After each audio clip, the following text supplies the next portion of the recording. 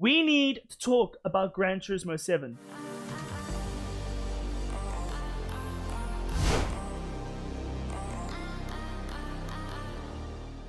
Yo, what's going on, guys? It's your boy Levitius, and welcome back to a brand new video. Today, I haven't really planned my video out. I want to try and share what my opinions are of Gran Turismo 7 state right at this moment. Single player, multiplayer, features that are missing, features that haven't been updated, features that have not been fixed. Just many things that I've noticed that were in GT Sport even, for example, that have not even been added to Gran Turismo 7.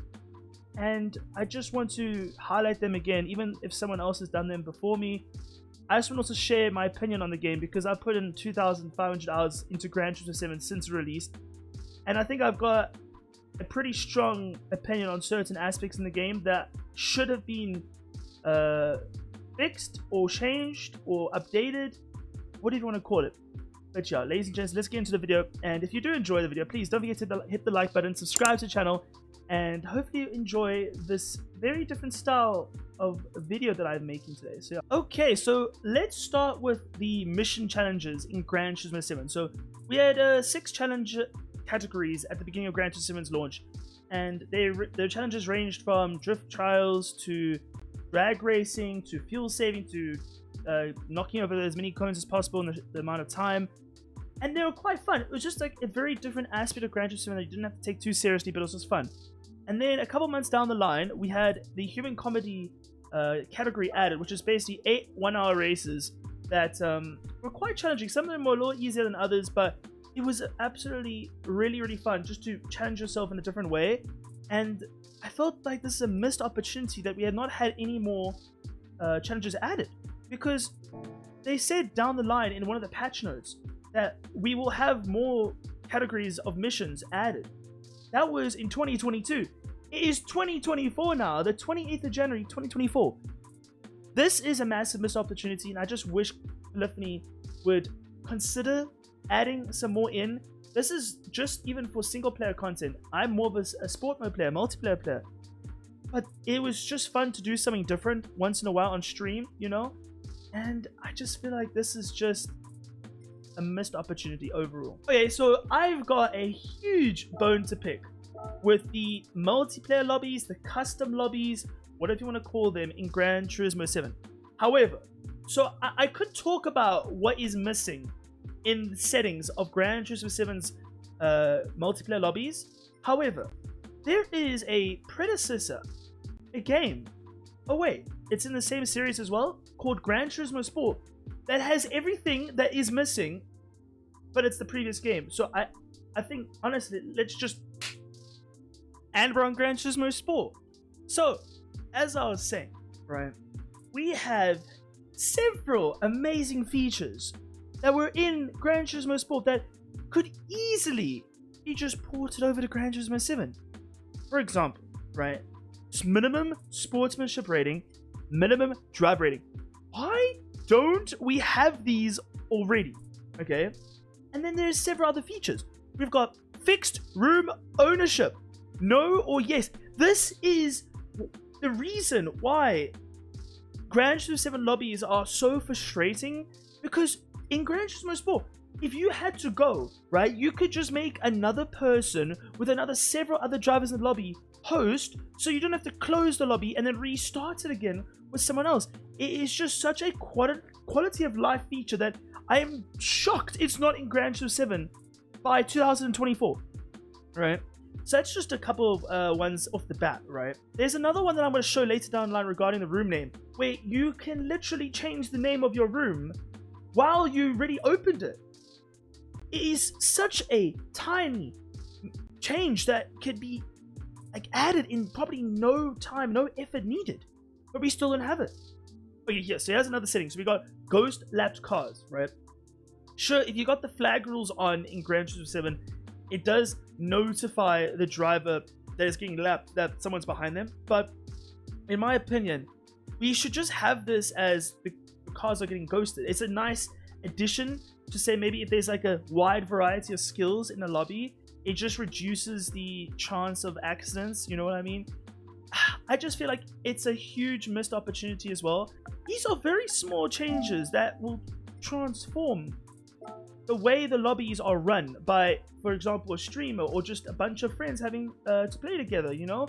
Okay, so here we are, right? There's a couple more features I want to talk about. Room ID is one of them. That is such an amazing feature that we don't have anymore, where you can find the lobby instantly by just searching that. And then we also have race settings, right? Now, you can do a track vote. A track vote. The lobby can do a track vote. This is amazing for interacting with your community in the lobby itself. We don't have that. Then we can also, obviously, just the normal settings, change car, view event settings, edit event settings, right? And on top of that, you can go and just change the name. You know, test 1, 2, 3, 4, 5, 6. Boom.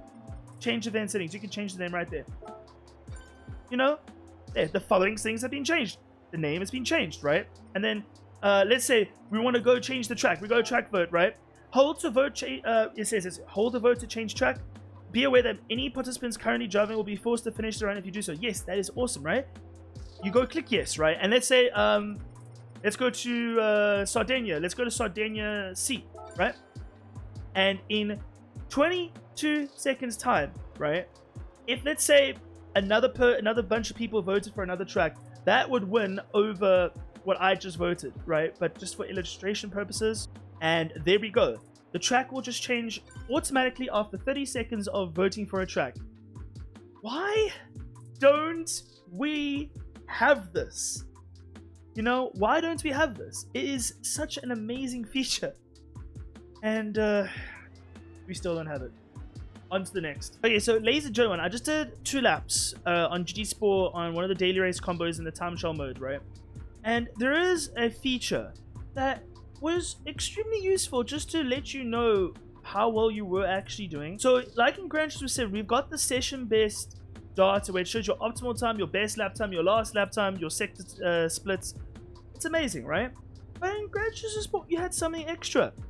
We had car record, which was absolutely amazing to let you know how well you're actually doing.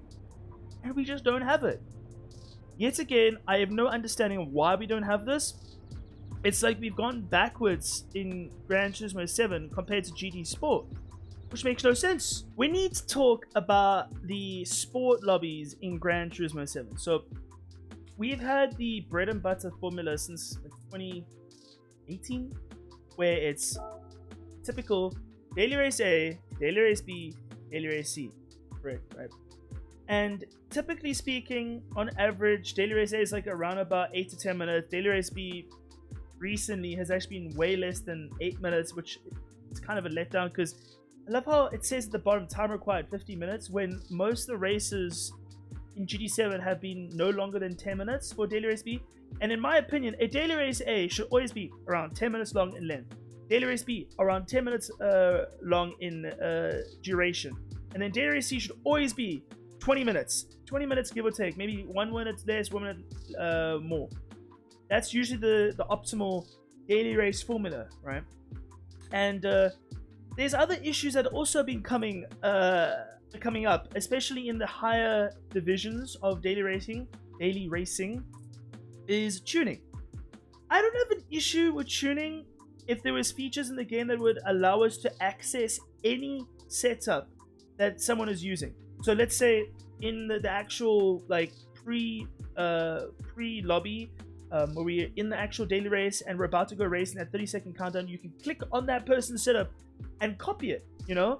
Or you can go to the time trial leaderboards, for example, and we could have something next to their name where it just says, okay, let's click on their name, and then there's like another drop-down option where it says copy setup. If they want to continue with adding setups to Gran Turismo 7, where it's like 1 week on, 1 week off, 1 week on, 1 week off, in my opinion, for the best of Gran Turismo 7 and their sport mode and their competitive scene, it should not be a thing. It should not be a factor. There's too many variables that you don't even know if you're doing a good job.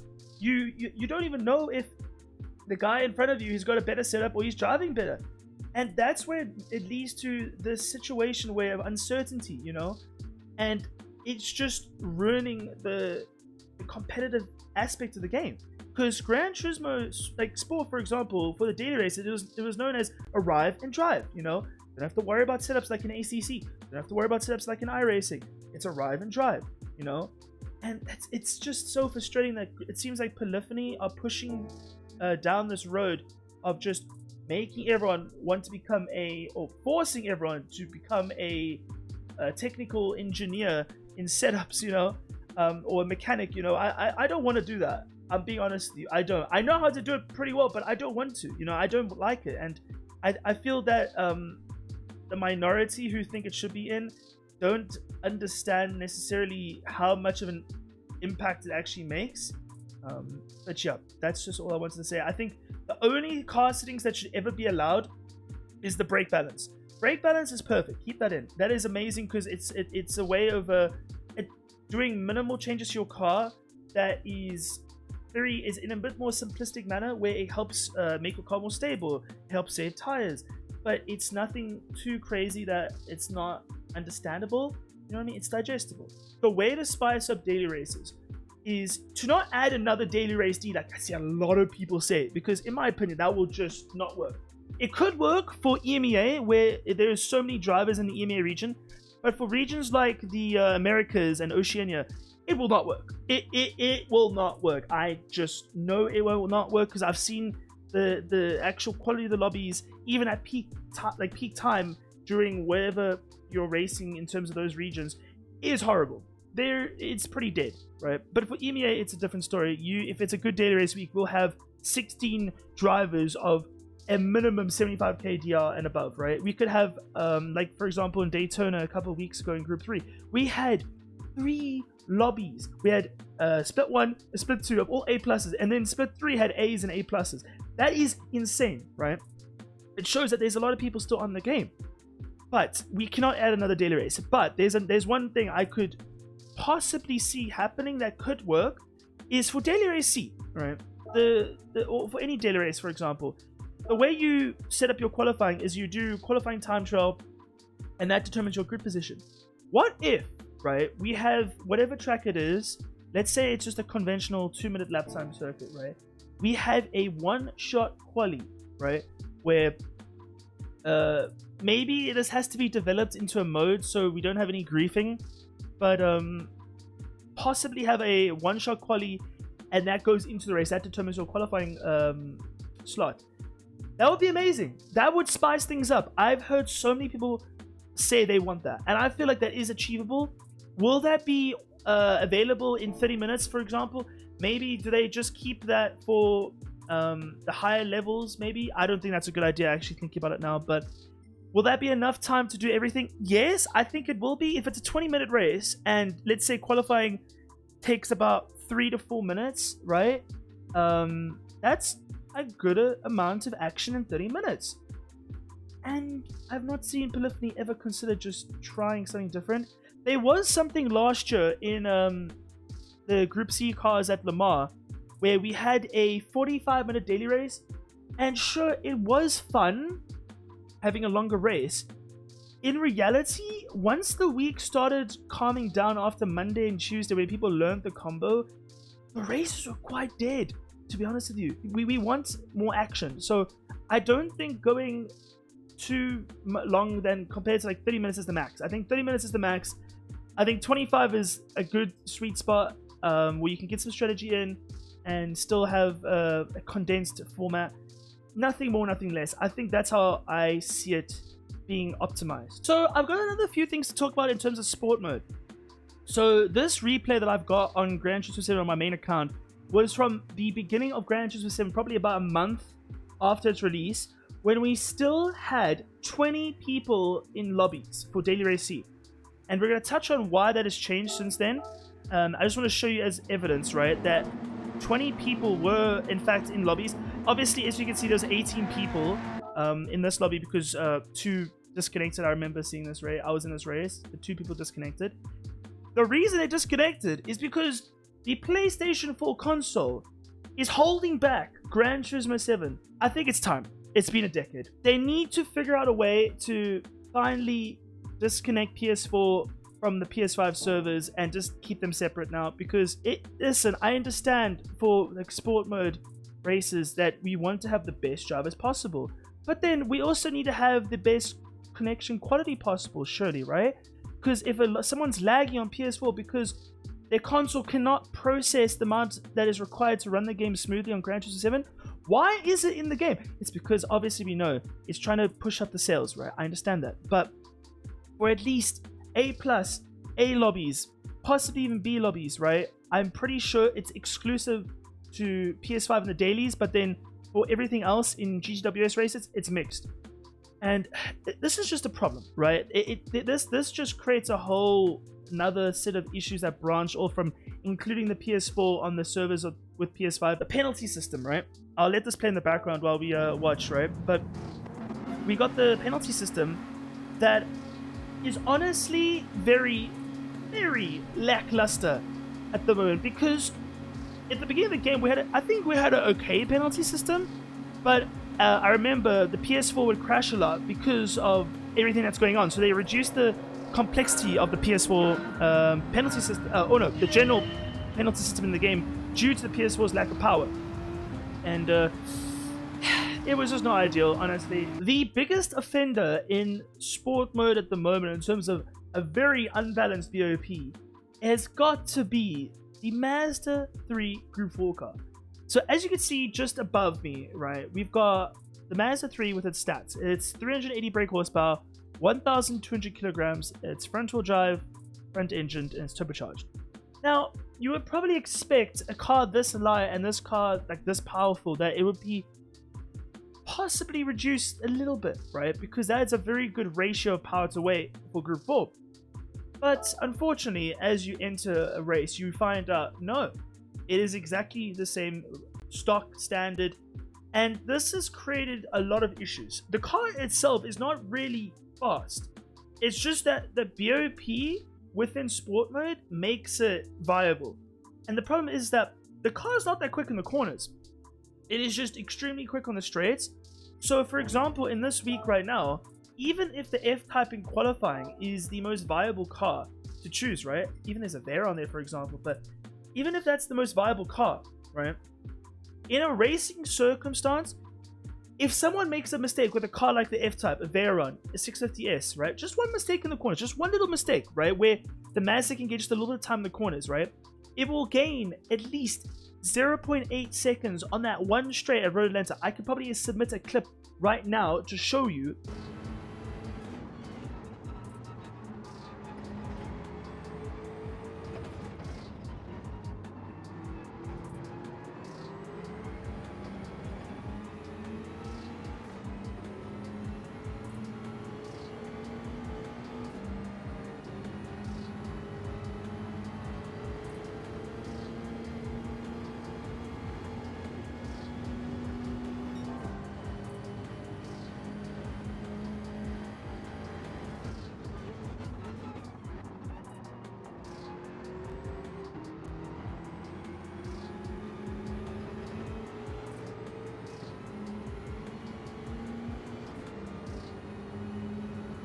Thing is, I would be dumb not to try and go for a move here just to annoy him.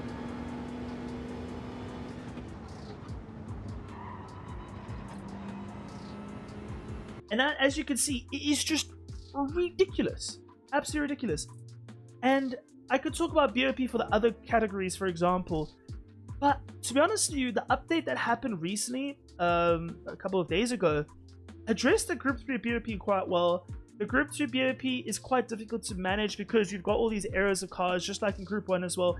I feel the best balance is just to keep them all in Group 1, but then group them up, for example, you know? On a more positive note, though, I do want to speak about some other aspects that I do really just say, well, you're doing a good job, PD.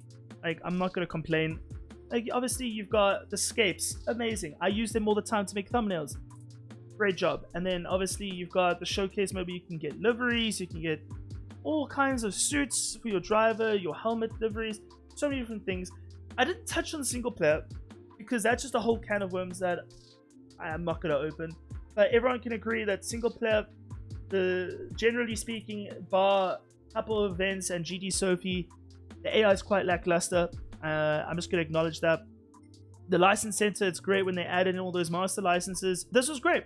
I really enjoyed them, and I really could not complain whatsoever. And yeah, it was just a good addition. And obviously it's not replayable content, but you can go push for like world records, for example, if you want to. And honestly, everything else, I have nothing really else to say.